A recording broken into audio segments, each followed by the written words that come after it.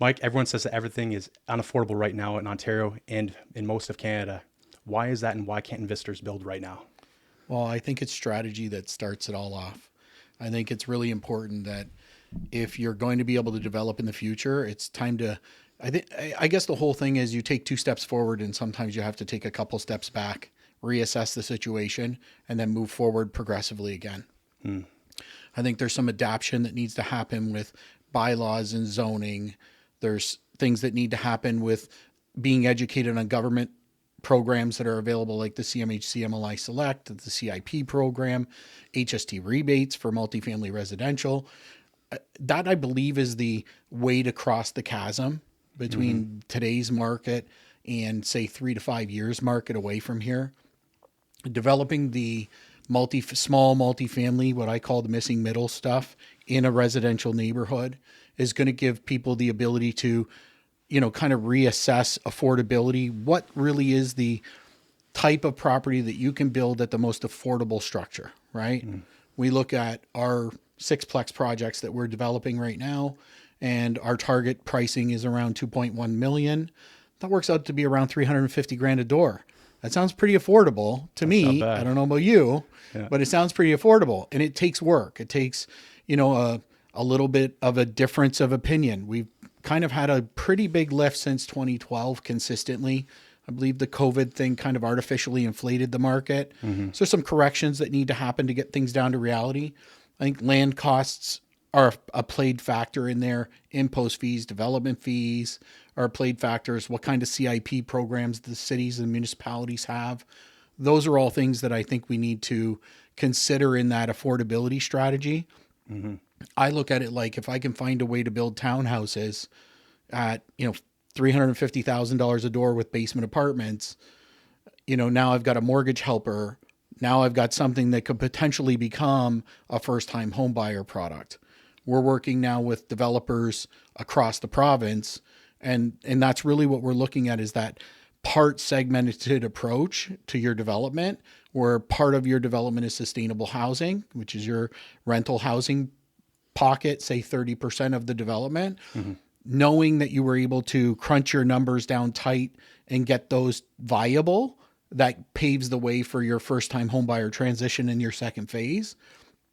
And I think you'll find that those renters become your first-time homebuyers, because that's what they are. They're on training wheels at customer that point. At that point. You got it. And then as it phases into the third and fourth phases, that's where you're really going to generate the lift into the community, maybe into the more custom home stuff at the back end of the project. So I think it's the way that reality will change in designing an overall plan for a project has to have those considerations. The other advantage is you mitigate a lot of the cost. So you're not having as much upfront expense. I mean, if you got to put 50 lots in the ground, it's a pretty scary place for a developer to be right now. That's quite a bit. But, like our project in Tecumseh that we're working on right now, we're in the 400 units in total, combination of condominium and rental housing. The first 168 are pre-sold in this market. Wow. Right? And that's because we did those first ones on the main core street that helps mitigate the costs and the risk, I guess is a good way to put it. And it's just the approach that developers and builders have to start to consider and take. Sometimes it's tough to go back a little bit in order to go forward, but we had to do that in 2008. Yeah, we had to do that in 2009. Yeah. I remember land at $125,000 a lot. And I remember by 2010, it was 50 grand a lot, and then, by 2011, it was 75 grand a lot. And then there was a little bit of balance. Slowly climbed up again. Yeah. So I think we're going to see developers that have had land or have access to land long-term, or have had it and they've land banked it for 10, 20, 30 years. They're really in a strong position to be able to get these projects viable and get the economy started again. People that may have bought during COVID, going to be a little more difficult. Just because There's going to be a peak. lot more patience involved that they're going to need in order to get to where they need to go, but still not impossible. Yeah. I like the positive outlook there at the very end. It's still not impossible. Yeah. So the long and short is people are building right now, and people are starting to get shovels in the ground again, clearly because you're doing it yourself here in Windsor, Ontario. Yeah. But I want to take a step back maybe a little bit and kind of dive into who you are and how you kind of got into this position? just because people want to know the person behind all that's been going on. Yeah. And So I will say one thing too. In the past, you've mentioned about your mother and how she was one reason, a driving factor that got you into more focusing on affordability. yeah, Maybe you could kind of touch on you're that gonna as make well. me teary-eyed on this podcast. Go as far as you want to. So I came from a broken family. 80s hit, interest rates went high. The fight turns on for families that were struggling. My mom was a disabled person, so. Wow. We were in a distress situation, her with 2 boys and her in a wheelchair. And we actually ended up living out in a farmhouse that our family owned one year. And I'll never forget, because during the winter time, the oil truck couldn't get in there to get the oil into the furnace and to heat the house. Wow. And we were actually burning my brother's baseball cards in the bathtub. We had put blankets up around the kitchen, and we had to get through about 36 hours before they could get a shovel out there to get in there to get us safe. That put us in a really stressed position, and we were an emergency case for City of Windsor housing program, and we actually moved into the Grandview project in the east side of town, just in Fontainebleau. Okay, Fontainebleau, yeah. That was a little bit of a saving grace, and my mom felt like she wanted to be able to give back for that. It gave us a home to live in under the circumstance where she was disabled on a really limited income. And she started volunteering and eventually became part of the housing advisory committee for the City of Windsor. Sorry about my brain going. No, you're fine. You're fine. That was our initiative. And she worked on projects like the Charlie Brooks Co-op, the Paul Martin Co-op, and it really kind of put housing in our space. Kind of in the forefront. Yeah, being on the housing advisory committee, I got to meet people like Bob Pedler, people like Chuck Mady, Pat Demore, all these old developers, and got to hear all the stories about these guys. So it was fun because they would always come over to the house and talk to my mom, because eventually we moved out, and, as she got employed and were able to get us kind of moving. But I mean, that first till grade 7 was tough. Yeah. And we understood the struggle of what it took to have sustainable housing. It's what gave my mom the passion to want to be involved when they were launching new co-ops in the market. Eventually we got in, and, she worked with the Charlie Brooks Co-op that was over on the east side of town, just outside of Lausanne Parkway. And that was kind of where it started. When I turned 18, I wanted to go to school to get a degree in business and finance. Walter Muroff was like, that's not what you need to do. I was working with Jim Ellis from Kimberly Homes. So I was a single dad. I had a son when I was 17 years old. So it's a whole bunch of stuff going on at the same time. Yeah. And they're like, you know what? You can work on the weekends and with the builder stuff. And I was making, I don't know, $1,500 a house. And we were marketing to realtors. I was working with Hannah Homes at the time too. And anytime we had a transaction, that was kind of what I got paid for facilitating the deal. In the meantime, I worked with some of the different mortgage brokers in town, and we were doing a lot of spec housing, private lending mortgage deals. Got really good at land acquisition and development. And it just kind of eventually progressed to 2000, when the registrar and the REBA 2000 Act came out for real estate, and it was, you got to get a real estate license and do what you do. This is no more Wild West. No more Wild West. It was over. I was like, okay, kid, time to pick a lane. Right. You can't do it all. So real estate was the most valuable. And I always said from the time I was 15 to Bob, if I ever got my license, that's where I'd go. And Bob Pedler became my mentor in the real estate industry. And I mean, he taught me everything I needed to know. Put my shoes on and go, shake hands, kiss babies, grow my business. And it just evolved slow and steady through that progress. You built it up. No pun intended. No pun intended. All hard work and time in the market. Yeah. Lots of times with Zach on his Nintendo or whatever it was at the time, and sitting in the car and spending time at open houses. I'll never forget, like, we were doing open houses over on Latina Court in Forest Glade, and they had made a sandbox for him in the garage before they poured the concrete floor. Oh, wow. And we couldn't pour the concrete floor because I was doing open houses on the weekend. So that was the answer for builder model. There was a kid playing in the sandbox. Cool, nice extra feature. That's a good selling point. Yeah. So it was an interesting ride. My mom was a ton of support raising Zach as we moved along. And, it became a point where I was so oriented in new construction that this was just a natural evolution. Mm-hmm. Yeah, seeing all that must have been really formative and really shaped the way you care for people, and it shows. It shows. Question now: so, with affordability being a buzzword in Ontario, what are you doing now that's kind of pushing that envelope and helping? Because I know you are doing many things, but maybe people don't know to what extent you're actually active right now pursuing that goal. Yeah, so I actually work as an investor-focused realtor with Keyspire, which is an education platform for real estate investors. Scott and Michael taught me a ton of stuff. I started with them, oh my God, 2012, 13, 14, something like that. They weren't even Keyspire yet. Oh, was it just the Lifetime Wealth McGilvery? Academy, I think it was called beforehand. And the wealth of knowledge that you got from those guys was instrumental in what helped me with the whole pay it forward feel. And when we came to the stage of being able to develop these projects, it was the affordability criteria became a major component because for the investor that's buying, it's a great feel good. Mm-hmm. So our development that we did on Megan Heights, we've got 6 units, 4 family units, 2 garden suites, and 1 unit is a market rent unit and 1 unit is an affordable housing unit for seniors. Mm-hmm. And it just feels good to walk down the street there and have, Linda, who lives, I think, in one of our units on Megan, and she'll run right out into the driveway to give you a hug because it changes the way that their opportunity is. Yeah. And our new project we're working on right now that we're going to announce soon in Windsor, we've got almost 50 units there, and 1 in every 6 units becomes an affordable housing unit. And it's the beginning, right? It's the start of where this is going to go as it grows.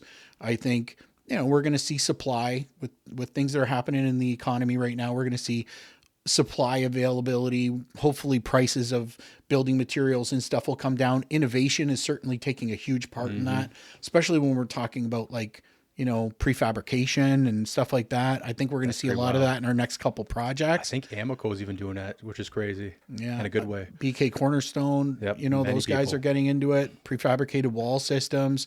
This building that we're in right now, this was an A-Links building by Amoco. Really? Yeah. Oh, So I didn't realize that. Yeah, this is an A-Links. And again, existing structure of an old building in downtown core. Turned into a 27-unit building, 24 residential units in the downtown area and 3 commercial spaces. It definitely looks great from the street when you walk over, the new cladding and everything. Yeah, and it went up fast and it went up efficient and the rents are reasonable in the market. That's something that people have to look at. Like right now with the prices of housing, if you can get a nice apartment, I hear people all the time, they come to me and they say, $2,200 is a lot of money for an apartment. I'm like, well, what's the alternative? Like if you buy a house, even if you buy a condo, you spend $400,000 on a condo and pay the condo fees and the taxes, you're going to be $4,000 a month. Yeah, just right. More. So quality of life, I think that's one part that we want to try to cater to in our projects is we want the best quality of life that we can do for the tenants that we get. Right. So a combination of some bigger units for families, especially our 3-bedroom, 2-bath type stuff, or the 2-bedroom, 2-bath products with garages, which we're working on those projects now. And then always those grade level units that work for students or work for seniors or work for vulnerable individuals. Yeah. Like you can only go so far without more government support, but I think the step is in the right direction.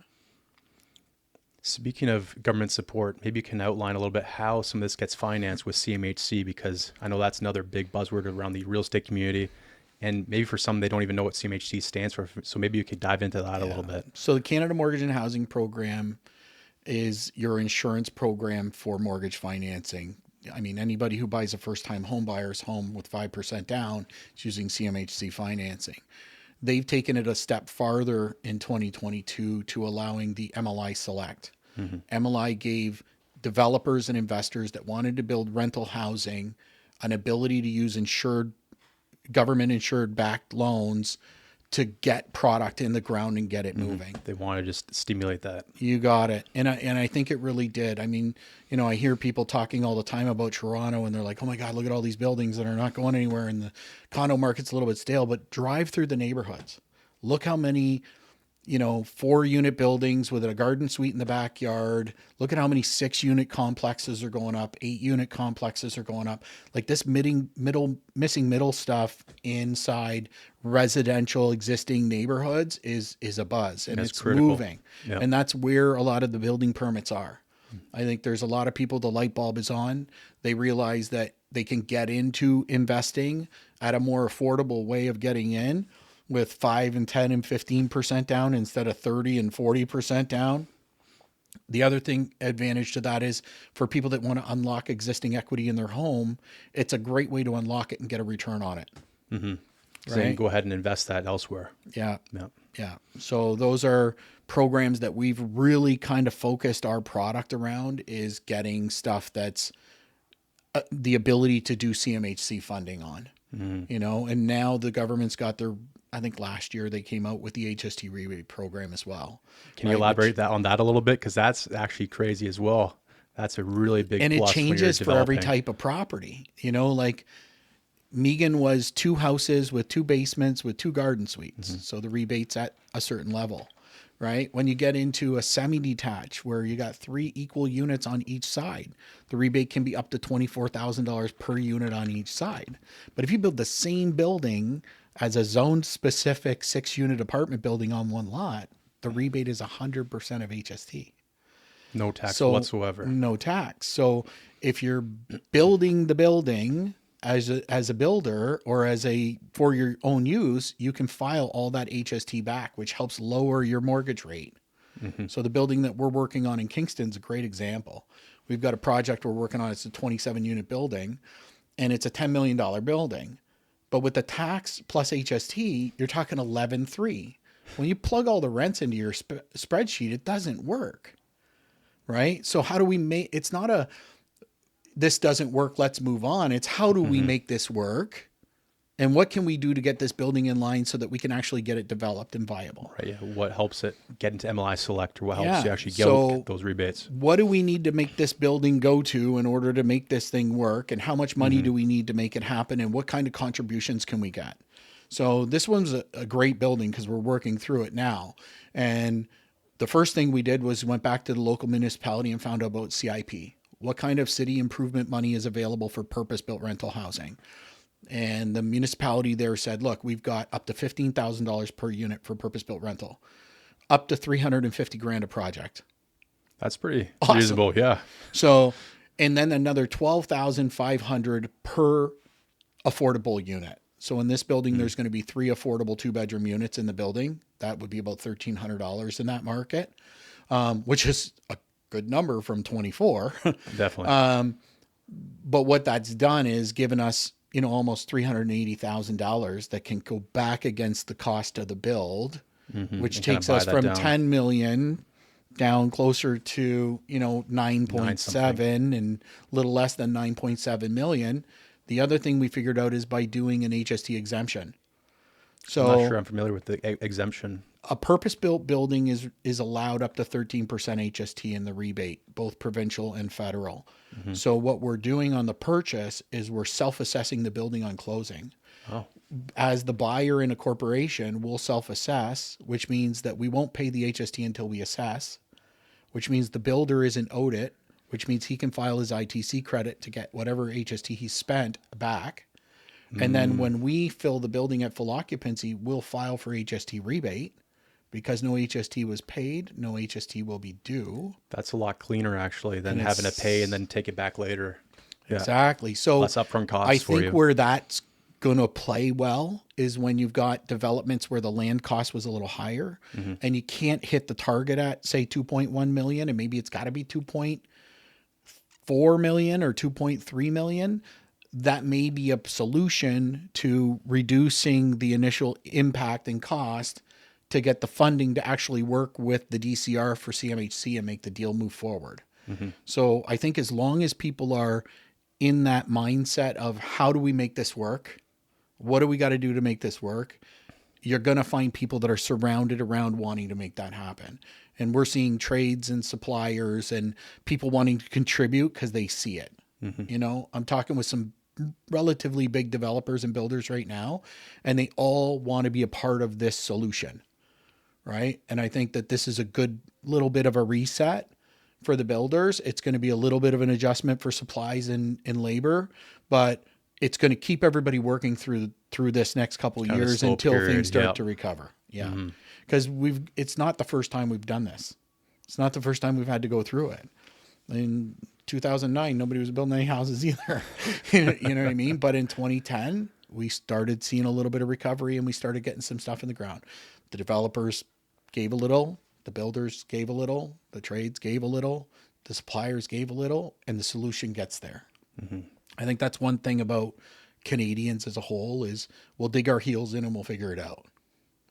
I like that. You have to have that persistence and creativity and willingness to actually get the job done. It's conversations. The more conversations you have, and I think now that we've actually had it happen, it's nice for investors now. They've seen our projects we've already done. Right. There's a proof of concept right there in front of them. Yeah. And it's, hey, if this guy could do it and this builder could do it and this was the land cost, then theoretically all of us can figure this out together. Right. Maybe devil's advocate, but I know you've dealt directly with CMHC and you've done this for basically your whole career, but what are some hangups or shortcomings of investors that are trying to do this and failing? Because I know there are several, you're succeeding for sure, but there's other people who are just falling flat on their face. Yeah. Or I know some also are because they're trying to refinance and do weird things with older buildings, not new builds. But I guess maybe what are some high level comments on that? It's the right team you got to have, right? Like a lot of guys hear the buzz, they get a little bit of it, but they don't know the whole thing in depth, right? They need to be able to reach out to people that have intimate knowledge about how the program's working, how the programs are shaping, and be ahead of it a little bit, be predictive. Like we seen CMHC made the change in our project where they said no more single family residential. This is a self-destruct sequence for a lot of people. Yeah, because they're mid-build, and then what do you do? Yeah. You got to figure out how to consolidate the titles, right? And get it down into one title. It becomes now you're falling into the city, which is the next obstacle in the mix, right? Yeah. Is now you've got some non-conforming issues. But I think with Ontario as a whole, you end up with non-conforming. If you got somebody buying two pieces of property side by side and they're closing on the same day, the title will merge. Now you got a non-conforming thing. So, you know, there's going to be some bylaw adjustments that are going to need to be done over time. I think as people get a little more comfortable with stuff going up in neighborhoods and communities, you're going to see more zoned specific type products, you know, in the area, because nobody wants to have their street full of cars either. Right? No, yeah, they want to keep the same aesthetic. In my opinion, it's a lot easier to take a 60-foot lot, push a building over to the side, put a side driveway on it, and put the 6 units with the 6 parking spots in the back, right? Than it is to build 2 semis side by side with 4 parking spots and have 2 more cars in the street, right? It gets a little bit overwhelming for the community as a whole. People have visitors coming over, the street's full because of the extra accessory dwellings. So there's going to, I'm hoping that there will eventually be a happy medium. But until projects actually hit the ground and there's actually stuff for people to visualize and understand, it's hard to start talking about it until you can find the hurdles. Now I think we're in that spot where like, okay, we built this one and look at what's happening. How can we make the next one better? How can we make the adjustments? How can we work with the city? How can we look at zoning? You know, maybe there's an amendment, you know, that needs to happen on different zoning requirements based on what we're trying to build in order to make it happen. Because we're seeing a lot of that bottleneck too, where guys are out there and they're like, I want to take this 75-foot lot and take this house down, and I want to build a 6-unit complex here. That should be big enough. And, you know, the lot's 165 feet deep, and you're telling me I'm not allowed to put the parking in the back, or I'm limited with total square footage area for the building, which is going to restrict me to build what's not required in the market. I've got one right now that I'm struggling on like that, where the maximum lot coverage that they want us to have is a 400 square meter building, which means tiny. A bunch of 600 square foot 1-bedroom apartments. Yeah. Like all crammed in what's there. needed in the market are 3-bedroom units, for families. Right, because 2 bedrooms are already saturated. Two and you bedroom have enough market is single flooded families, full of well, condos and yep. townhomes. You don't need to build more of those. What we need are some 3 bedroom local neighborhood type properties, because these people that get into a 3 bedroom home are typically 2 income families, and they've got kids, or one of them works from home and they need the extra room, Yep. but they're on their way to becoming homeowners in the market. And builders have to understand that these people are their future. Right. Like if they're Without that, paying you're not building. $2,400 or $2,500 a month for a 3 bedroom, 2 bath unit in a local residential neighborhood, those are the people that in 2 years are the homeowners that are going to dig us out of this hole. So if we can create the supply that helps them through, it still gives them the ability to save. Then in 2 years' time, when the markets actually start to make adjustment, that's when we're going to see, right? And it could be 3, it could be 5, but we have to train the people to the other end, right? This is the growth to the other way. When you say train, are you training those potential renters? Are you training the builders? You're probably having to talk to everyone about this grand kind of strategy and vision. I think it's a little bit of both. I think it's important that our approach is, hey, you've got a newcomer family. They came to Canada. One of them's working. The other's on its way. One of them might be still in school. They've got a child. Like, giving them the information they need to understand what they need to do to become a homeowner down the road. Those strategies need to be there. Right. And that's an approach that we're taking in our office to kind of create that space for them to understand what first-time home buying is all about, how to save for a down payment, and really give them kind of a future outlook of where they're going to go. People need that roadmap, Well, and they don't really have that. And as an investor, you don't want a tenant to live there for 10 years anyway. Of course, that's a good point. Actually, it's a little bit self-serving, but Right? it's true. Yeah, you don't want them there forever. And with new construction, there's no rent control, right? Yes. So at least you can adapt with inflation. But for older buildings, like, you're a little bottlenecked on that stuff. And I think with the supply of all the new stuff that's coming to the market, it will naturally open up the affordability on some of the older product, right? Interesting. Because when That's you a got good a point. 2 bedroom unit in a old 70s building, I mean, you can gold plate the toilets. It's not the same as a brand new condo, right? It's not the same neighborhood as a brand new condo. It's in a different area than a brand new building that would be built. It may not be as connected to the amenities that are being developed in those areas, like new shopping malls and plazas. So those are things that people have to think about too, right? And I mean, I know in the shortcoming, it seems like, oh my God, affordability is so far away, but supply will create affordability. The open It'll alleviate market the will, Yeah. the open market will balance itself. There's no doubt about it. And we see that in Edmonton. There's no rent control in Edmonton, but their rents aren't $5,000. Their rents are actually more competitive than ours in a lot of cases. It's because they don't have a supply problem.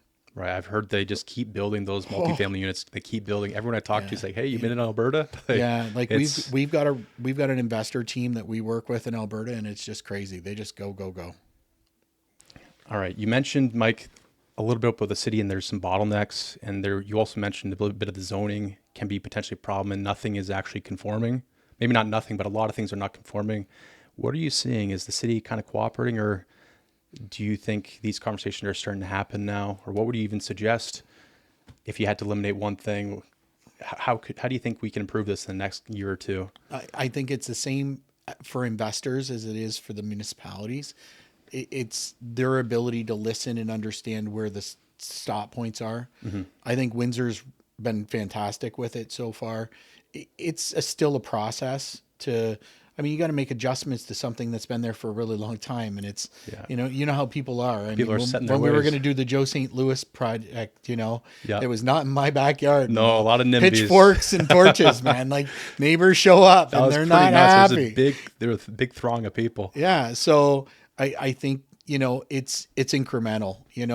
Once projects go in the ground, like what we're seeing happening, I think then the issue arises. And then the city, as long as people are communicating well, they'll find resolutions. We're working with them as tightly as we can. And it may be a situation where what's being built is more important to the other people in the community than, oh my gosh, you're building 12 apartments, like they have a heart attack. But if you said, look, we're going to build 6 townhouses, we're going to add accessory dwellings, they accept the fact of what it's going to look like in the neighborhood. They understand that we're resolving issues with respect to parking and traffic flow. Then it's easy to maybe go back to municipality and say, okay, we're going to retail this to the market as 12 units instead of 6 individual townhomes. Can we apply for a site-specific zoning adjustment because we want to make it favorable for the programs that are available through the government? Yeah. So, talking with counselors and, our broker and trying to connect with different people within the municipality. I mean, we're working hand in hand because we've got some city land that's available that we want to work on some projects with. What's the city got? That's another big way with different municipalities is all the municipalities want to get involved. What kind of land do they have? What can we maybe contribute as far as what we see a way to be able to build forward with? And is there a medium that will allow us to get something actually constructed instead of, just a pie in the sky dream? Because we need more single family residential building lots right now. Kind of like we need a hole in our head, especially when they're $600 and $6,500 a front foot. It makes that's a big number on the ability to make housing affordable. Right. So I think these middle type projects right now are important, and that'll naturally make the adjustment. What do you think about Windsor's current kind of trajectory and growth in the next couple of years? I'm just curious because it seems like Windsor's becoming a hot hub, and so this is going to even be more important for you to start building those missing middle properties. Yeah. I mean, we see a lot of new construction going on. We see cranes here, right? Like we're seeing mid-size high-rise buildings going up. Yeah, like on Lozon. Yeah, Lozon Road, the one down here off of Jeanette that's going to go forward, the Karen property. There's a few other projects that the city's got in the wings. Valente's done a ton of development in the last little while with respect to small or high-rise buildings. He's even got the one on Olette. So it's happening here, and we're seeing the population move here. When you look at the demographics, like Windsor's got good, reasonable population growth, close proximity to the border. I mean, that's a huge factor right there. Yeah. We're not that far off from what Toronto's lifestyle can be when you can jump the border and in 10 minutes go watch a Red Wings game. So culture is good here. I think Windsor's got that advantage, right? Being on the waterfront, having the downtown core being revitalized. We've got we could just have a lot of stuff that people can enjoy here. And it's not just our market. I think other cities are doing the same thing, but Windsor, I really see initiative, the Mint building, the new battery plant. I mean, this auto sector stuff ebbs and flows, but this has been going on forever. Yeah. It's nothing new to us. And I mean, let's face it, we're home to 1,000 manufacturers. We've got the largest international border crossing. None of that is ever going to change. We've got the skilled workers that people need when they need them. Right? We build the stuff that builds the stuff. Yeah. All those tool and dies, all the molding. But I mean, it's food processing, it's aerospace technology. That's a great point too. It's not just automotive. I mean, our manufacturing sector could build plastic tables and chairs just as fast as they could build car parts. So I think Windsor has that grit to adaption that will diversify. I think a lot of our tool shops have they do that when they need to. Yeah. And from a labor force perspective, I don't think there's any other city like us. Yeah, I can attest to that too. You see people work hard and people are hustling. And I think people, for lack of a better term, they shit on Windsor, but Windsor is actually not that bad. It has so much potential, like you're saying. And I love this city. Compared to other places, people are always complaining, but I think it's sometimes a bit of the Canadian way too, just... being a little pessimistic, but Windsor's awesome. Yeah. I started my business downtown in '89 on the Norwich block. Okay. It was 120 Pitt Street West. 120 Coney Pitt Island Street. was still in the corner. Fast Eddie's was still on the corner by Riverside Drive. I mean, downtown Windsor was nothing like it. It If was you weren't popping down off. here at 6 o'clock at night, you weren't even walking in a building. It was packed packed, down right? here. Wow. Yeah, it was unbelievable downtown area. And it changed, right? Chrysler's came in, they built the big headquarters building. It made some adaptations. 9/11 happened. That made a big impact with, US people coming over the border at that time.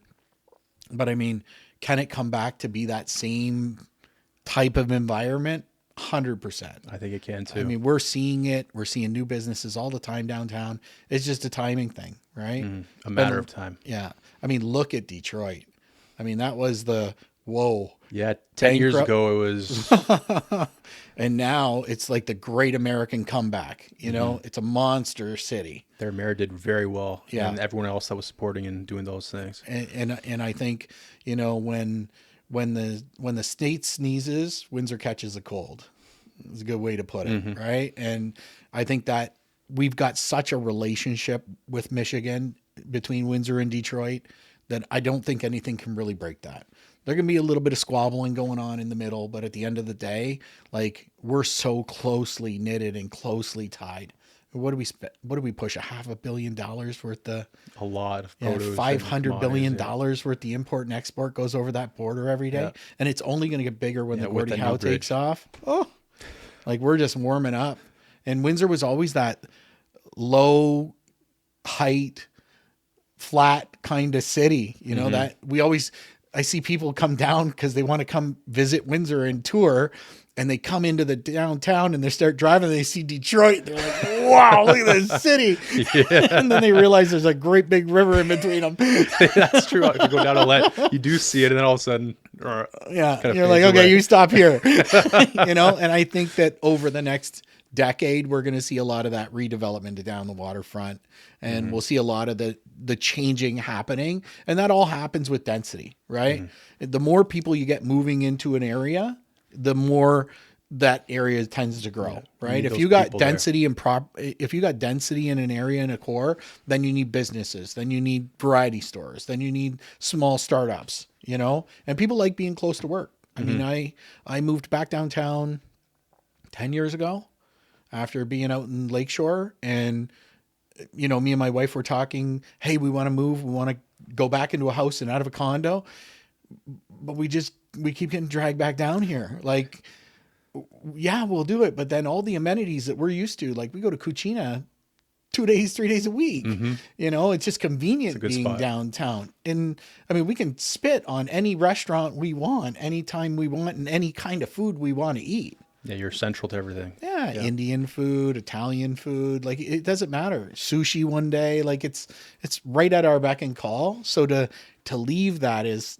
tough. Once you get used to that, and you get used to the downtown area and enjoying being part of the community down here, it's tough to leave that. It really is. What do you think Windsor has to continue to do for the downtown to make it have that comeback? Because I know they've already started to try to make it safer, doing a couple things with lighting. What else do you see that maybe needs to be done or is in process? I think it's already on its way there. I mean, we're going to see 3,000 to 5,000 new residents in downtown core in the next 5 to 7 years. That alone is going to make a massive impact on the quality of life and what's available in the downtown area. Right. So that's it. It's on its right trajectory. It's just the time and the patience and the understanding, and people have to, want to try and come back downtown and try it again. Film festival's a blast. The Freedom Festival, you got to get back downtown and try that stuff out. The Dream Cruise. Yeah. Is always good to have downtown. And I mean, those things bring people downtown. The Lions games were bringing people downtown. That's true. There's a whole Your bunch of farmer's stuff. market that's literally right on the street. Yeah. I mean, we have 3,500 residents that come downtown for the farmer's market all summer long. Yeah. Every Saturday morning, so it's happening. The initiative is there. The Downtown Business Association is extremely motivated and attracting people to downtown core. And I mean, it's not just downtown, it's Sandwich Town too. Yeah. Right. They're doing a ton of stuff out in Sandwich Town to get that up and get that moving. And I mean, when I was a kid, Walkerville wasn't that great. You know, it kind of got gentrified only but recently. holy moly. And even Drouillard, Ford City, like that stretch coming into Ford City where Sawyer's is, that dynamite. That was, You know? that was pretty trashy. Even 10 years ago, Oh, 15 years ago. yeah. But DeFazio and all those guys that are But there really I brought think it. what it is young people are motivated for change. And you gotta think and you gotta appreciate the fact that they're becoming entrepreneurial and wanted to take a step out there. The work play environment is a good thing to be, where they may buy an older building, start their business on the main floor, live in the apartment upstairs. We're going to see more and more and more of that stuff happening across Essex County as a whole, downtown, Sandwich Town, Walkerville. We've already seen it happen, and that's just going to be what it is. I mean, fresh people moving to the community with an open mindset, right? New investors that are interested in coming to Windsor and investing here, they have a different opinion because they're looking at it from a different perspective. They see potential. They got a fresh perspective. For Yeah, everything. they're not, oh my gosh, Windsor this, Windsor that. The only time you ever hear that stuff is from local people. Sad to say, but it's true.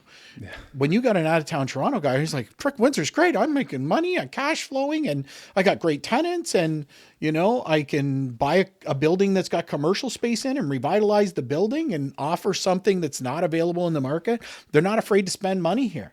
Look at Ford City. Like, so That's many huge. buildings that were older buildings. And I mean, you guys are a great attribute. Jeremy too. Like, Yeah, you guys Jeremy's are a big one there. as huge. Like, you guys are buying old buildings, renovating, refinancing. You're building space for people, right? You're creating the environment that people want to live in. Nobody wants to live in something that's run down, well. No, of course right? not. And sometimes older investors are tired now. And it's time for the next generation to step up. The younger people are coming. We were actually just talking about that in a slightly different context, though, but of younger people needing to step up and get involved, actually care, Yeah. actually try. They're coming, and I'm seeing a lot of older people too. They've got unlocked equity in their home. They can unlock that equity. They're semi-retired. They still want to do something. Investing in real estate is easy for them to do, especially if they get the right product and the right team, right? Having a team that's the right team, like, you get the wrong contractor and oh boy, Yeah. you know what I Paul's told you mean? some stuff, yeah. you can deal with some stuff. Yeah. So I mean, for anybody who's getting into the market in general, you got to have the right mortgage people. You got to have the right legal team. You got to have the right contracting team. You got to have people that have the same vision. Birds of a feather will flock together. Like, communities are important. Investor networks are important for investors. I think we're going to see a big transition right now of seniors downsizing in the market, and we need to build the spaces for them to live in. And they probably want to stay in the same community as well. They don't want to have to go. That's to why the some- missing middle's good, man. Like, we've got 3 people in our Megan Heights project that live in the neighborhood that they just couldn't handle their stairs anymore. Or they wanted to sell, they needed to sell because they needed to unlock some equity, but they're not ready to buy anything yet because they couldn't make a lateral move, right? Prices at the time were too high. Yep. So they're like, you know what? We're going to get out of here when we can because we can get a great number for our house. We're going to put that money aside. And when we can find the right thing that's going to fit us, in the meantime, we're going to rent. And I go to church here, so I want it. And I still walk the Ford test track every day, so I want it. So they don't want to move to a different neighborhood. They want to stay where they are. And I think that these infill type projects are the perfect fit for those neighborhoods. I like that. Yeah, you're giving what the market demands, and then at the same time, you're helping keep those people around. I think this is a side tangent, but you need your older folks and elders to be around. The fact that we a lot of time throw people into old folks' homes and things, and it's terrible because they have all this wisdom and knowledge, and Yeah. I you was lose, just you saying lose that something at- when they disappear. I brought my son for the first time today, taking off a little side beat. I brought him into our lodge today. So I'm a member of the Masonic Lodge down on Erie Street, and part of Harmony Lodge. And my son's at that age in his life now where he needs to, have something a little bit more around him to help him develop himself more as a man. He's a single dad with a 2-year-old little girl at home, and that infrastructure is important to have that support to help him and guide him. So I brought him down to the coffee this morning, and he got a chance to sit around with all the old guys. And, Morton was in there, who's one of the guys who helped me get my master. And he's in his 90s, and he's coming in with his walker. And, they get two guys trying to get him down the stairs to get him into the building for coffee. Yeah. I mean, the dedication and commitment that these guys have to helping make people better, and contribute to the community. That's that whole feel that I think everyone needs to have. Mm-hmm. We can change the way the community is. We can change the way that the situation sits. It's all perspective. I like that positive outlook. I've said it previously about positivity, but you paint a much rosy picture than some other investors would be right now in this time. So it's refreshing that you're saying these things. I really resonated with it. I mean, we all had our bumps and bruises. We all learn from our mistakes.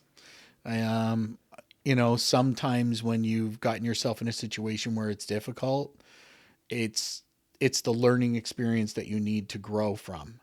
Mm-hmm. You won't do it twice.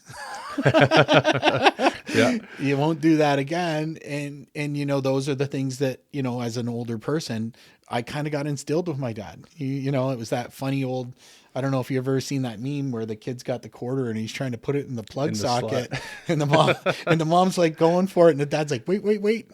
Yeah. You won't do that again. Yeah. Yep. Nope, I won't. And that's sometimes those jolts in life are important, right? Mm-hmm. It's not always it's okay, right? Sometimes you got to fall down and get up in order to make things move forward and be better. Have you ever had any real estate life lessons, or not even necessarily directly related to real estate, but that you've learned that you think are very, very good that you could kind of pass along to myself or anyone listening? I don't know. It's kind of put on the spot. Tough to pick off the top of my head, but there's been quite a few. Yeah. I mean, you sometimes you can get in a little over your head. You want something a little too much. Mm-hmm. I did it with a house before where I went a little too big, a little too fast, and thought the sky wasn't going to fall. And I think there's lots of people during COVID went through that. Yeah. And got a little bit adjusted or humbled, I guess is a good way to put it. Where it put some financial pain in it for, going too quick. I should have stepped back and did something a little less, and I think, if you've got a good team around you, that's one thing I learned. Like back then I used to try and do everything by myself. I'm going to do it. I never allocated or dedicated anything to people that had any particular expertise. I was going to try and figure it all by myself. Mm-hmm. So I think if one thing I've learned the most of, it's find the people that know the things that you don't know and lean on them to make sure that you don't make the mistakes that they probably did. Yeah.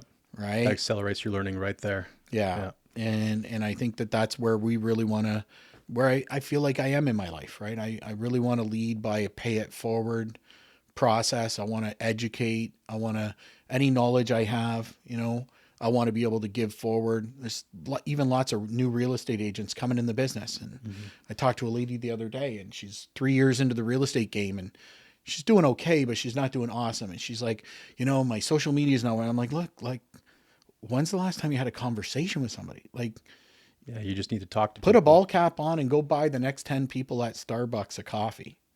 Ask them what they do for a living. Get to know somebody. Like people are so standoffish now versus the way it used to be. When I first started downtown, like everybody talked to everybody anywhere, no matter who they were. You didn't even know them and you sat down and had lunch with them. They were friendly. Yeah. Everybody was friendly. And over the last decade or so, like people are kind of, why are you talking to me? And it's a different, it's a shame. Yeah. Yeah. It's a sad thing to see sometimes, Why do you think that is? Or if you have any thoughts, is it partially maybe like the millennial or the Gen Z generation, just that's changing? Don't talk to strangers. Too? Yeah. What if he's got cookies? Yeah. I want to talk to that guy. I take the risk. But I think, my dad made me get out there and figure it out. He's like, if you want to do something, you got to find a way to make yourself valuable and you'll get paid for that value if it helps someone else do something better for them. right? And, sales jobs, so many guys wanting to go to school and get these educations, and then they're not even starting out at a career that they can really make a living at yet, and they hate it half the time. Yeah. I'm fortunate that I got into sales early, all the way from, Kirby sales vacuums and stuff like that, knocking on doors, because you just got used to talking to people.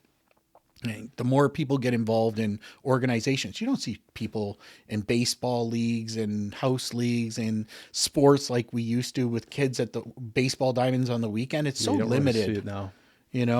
But the more I think people can just attribute, right? And the more people can accept that people are different. That's, I guess, the one thing we were talking about earlier. Like, when I think about my life as a Mason, like, you leave all the politics and where you come from at the door. Like, everybody in the room is a brother. Everybody in the room is an equal, in a past life, I had a nightclub for a while, and Wow. that's a whole other story. Was that in Windsor, or was that I was back in Windsor. Okay. But, I used to always make the comment, it was the only place people could go where a plumber could dance with a princess. I like that. That's good branding right there. People came in, and like, there was just, at that time in the 90s, nobody cared about all this extra stuff that everybody's worried about now. There was no Facebook, there was no Instagram, there was no beat this guy at that kind of feeling. Everybody was just the same. Society is a bit more stratified now. Yeah. And I think social media plays a lot to that. Oh, for sure. It changes the way people are. I mean, heck, we used to play outside until the lights came on. That's a foreign concept. They used to go on TV and it'd say at 10 p.m., do you know where your kids are? So you remember to let them back in the house. Like, those things were real back then. Like, it was one great big game of Survivor. You come home back from school, then you're on your own. Yeah. Like, your parents weren't interested in having you in the house. Oh, driving they wanted you out so they have some out peace and quiet. And go. Yeah. Go play with your friends. You get rid of all that energy. Yeah, I think that all of that technology really played a role in changing that. But I see now that young people are realizing that. Yeah. And they're starting to make that adjustment. I made the commitment this year that I took all my social media off my phone. Wow. So I don't mind checking it if I got to be at home at a computer. But during the day, if I'm out and about or going, I don't want to have it on my phone. Yeah, you want to have when I'm with someone and talking, I want to be present. It's so difficult.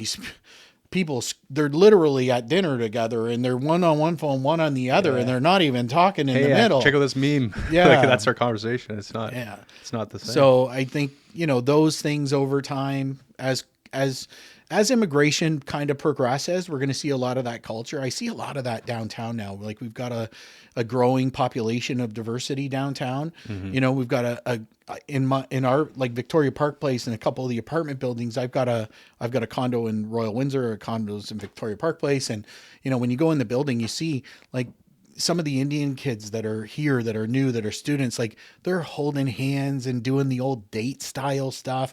Like, it's you're kind of envious of the fact that they're still like they're like that, it's like they're like roaring back from the 70s and 80s.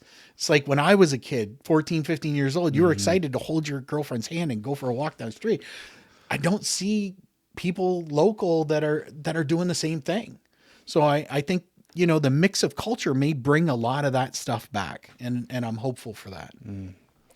Yeah, definitely the culture can change and change for the better. And with those people coming in, it's definitely interesting to see differences, and hopefully that spurs people on, like you're saying, to get out more. I wonder too, because I know I'm not claiming this myself, but my specific generation's like, oh my goodness, this is so tough for me. Look at how the world is. Look at the boomers, what they did to us. And then they're all nihilistic, really.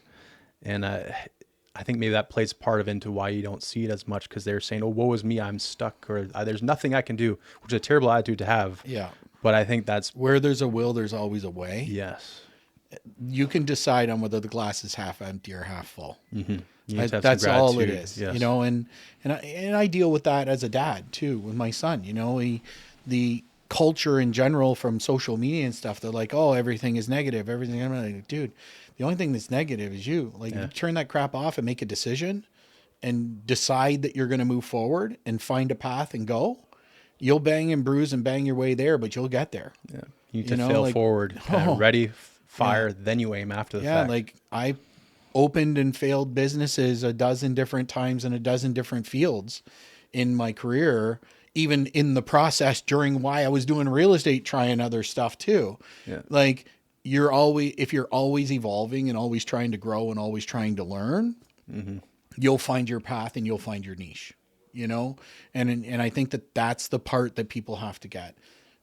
In my opinion, it all kind of went sideways when they started giving out trophies for trying. Yeah, You know? participation trophies. Yeah, like Yeah. it kind of that's where it felt like you got to want to allow kids to strive, to be good at what they want to do and work hard at it. You know, if everybody gets a trophy, then the guy What's that the did point? put all Yeah. the effort in, that's where the exhaustion comes from, right? I really think that kind of stuff is where the shift started happening. And I'm part of blame of that, because I didn't want my son to have to get his ass kicked like I did, you know? So I'm like, oh, it's okay. We'll figure it Yeah, out. you had Oh, a it's heart. okay. I'll figure Yeah. it out. But here we are now where, halfway through his, now he's into his 30s and, life happens, things change, companies close, and now he's got to refigure out his whole life again. If I would have put him on the path of that initiative where he would have found a path on his own instead of just letting him take a job, it would have been we would have been in a different place today, and I think we're going to get there. I think he sees the opportunities now where he has to build value in himself, and then that value will translate to society. Inherently, if you provide value, I've talked about this before, you just have to keep giving and giving and giving. Yeah. And then eventually maybe you can ask once, but the main thing is you give. And then eventually the universe or whatever else you want to call it. It'll bring it on. It brings it back. And Yeah, you don't want to 100%. give because you know it's going to come back, but you give because you actually want to help. And if you come with that attitude of service, Yeah. I think it's very, Like very people are like, beneficial. oh, you come here and you can't find anything. I mean, my wife and I, we spent 8 years in Panama, 2 years in Colombia. I moved down there thinking I was going to retire. I hit my freedom day and, lived on the beach for 6 months drinking margaritas by myself and said, I got to figure this out. Kind of got boring pretty quick. And 8 years ago, I met my new wife down there. And, during COVID, we actually got married. Our goal was, let's come back and grind, and we came back October 23rd, 2023. It was cold here for her. Oh yeah, I guess that'd be a So big we made transition. a quick trip back down until April. But, we figured out a game plan. She's, what am I going to do when I get to Canada? And I Yeah. taught her some stuff about real estate, got her involved as a transaction person. Oh, nice. Those are She critical, landed, actually. but Yeah. just like a perspective. She landed here. We landed back in Canada April 12th. On the 15th, we went down to the city and registered her business, and she started as a transaction coordinator for a realtor. Wow. Hardly speaking accurate English, figured out her path. So no background education for that type of industry. I had a good connection for her of somebody that I knew was looking for someone to help, Sure, that helps, but and started as a part-time admin, learning the basics and stuck to it and learned as much as she could. And now she's 2 years, 3 years, almost 3 years in her own business, generating her. a great income, Yeah. working from home, able to go home and visit family for 2 months and still work the whole time that's she's true, gone. it's same time zone, everything, right? Yeah. And she figured it out. So if she's capable to do it, everybody's capable of doing it. It's just a question of how much you want to evolve and learn, right? or how much you want to sacrifice. There's so much but out you there. Can. Udemy courses and training programs. Like it's an endless amount of education that people can access with the internet nowadays to just pick a niche and go that way, right? It only takes one sale is what I always tell people. If you build a product, a website, a social media thing, you only need to sell it to one guy once, and then there's a second guy out there. Sure. And then there's a third guy, and then there's a fourth guy. And then maybe you get a repeat customer. You got it. Yeah. You know, and maybe it's you're going to do social posts for insurance guys, you know, and you start with a guy that you're working with for 50, 60 bucks a month to put out a couple posts a month. And then it builds and builds and builds. So those things I think will always happen if people really want it. And, you know, sometimes these ebbs and flows in the economy are exactly what everybody needs to really find their purpose. Mm-hmm. And where they really want to go forward. And, you know, it's always that desperation inspires inspiration. And I think, you know, that's somewhere in that chasm is where markets change. I agree with that. I've experienced some ups and downs too, but I wouldn't ever say I was saying woe was me, but I was like, man, I was just getting frustrated. Why am I banging my head against the door? But then as soon as I changed it to saying, you know what? Thank God that I get to deal with this. Thank goodness for problems. Yeah. Then it definitely helped. And then I see as it too, it's like, it's different levels. So you get to your first level on the mountain, you conquer it, and then there's always another peak. And so there's new levels, new devils. Yeah. There's a new abominable 100%. Snowman at the top trying to knock you down. Yeah. Well, yeah. I mean, that's the whole point of being an entrepreneur. Yeah. Growing as an individual, right? That classic process. I think we got a little off topic. Yeah, we did. Today, well, maybe to get back on topic just slightly, and then we'll kind of wrap up after this. But for people that were wondering about how this development works, maybe they want to also get involved with this. How does it typically work when you get the shovels in the ground versus the approval process? What's that time delay, and kind of what are the steps it takes to get there? Because you talked about Josephine, how there are people there. You have to talk to people. You have to let people know the build is coming. Yeah. Kind of maybe high level, you could explain the development process. Yeah. I think every project that's out there starts with consultation, right? If people want to get involved in investing in real estate, you got to figure out, you know, what their risk tolerance is going to be and how much and what they really want to do. You know, the municipalities are always a process. Getting a really good planner involved is important. Figuring out whether the project is viable at the early on stages. You know, a good drafts person that can come up with some preliminary renderings so that you can get into the pricing part of it is important. You know, for us, we try to take all of that difficult stuff out of the equation for the investor. It's in-house for you. Yeah. So we'll bring the project to life and then bring it to the investor market ready to go turnkey. You know, relatively easy. Like we've got investors that bought an Armegan Heights project, probably never going to see it. Get a check in the mail, you know, and that's perfect, you know, because they wanted to contribute to our market. They feel good about the affordability component that they get. The team is in place for them, you know, and that's really what we try our best to give as a solution, right? Mm-hmm. But whether it's us doing the project or somebody who wants to do a project, the more information that we can give people, the better. You know, the ability to educate, it's inspiring, man. Like I can tell you're it's on so fire inspiring about this. to see someone's project come to the end and watch tenants move in and know that they are in something safe and secure, you know, and they've got the support of the government behind them to help them with the loan. Like that's so awesome. It's monumental. Yeah, it's nothing else like it. I mean, you got to give the government credit. Like the program is good. It's working. I mean, surprisingly, it's usually awesome. Government stuff doesn't work too well, but this is something that's. I think one thing about it is they didn't put all the pieces together for the public to understand it from A to Z. Mm-hmm. There's elements to each piece of it, like the rebates. How do the rebates work with the program? Is there a way to use the HST to balance the project? Great idea in all kinds of pieces, not all together in one box. You know what I mean? Yeah, you had to kind of be the detective. It's like buying IKEA furniture.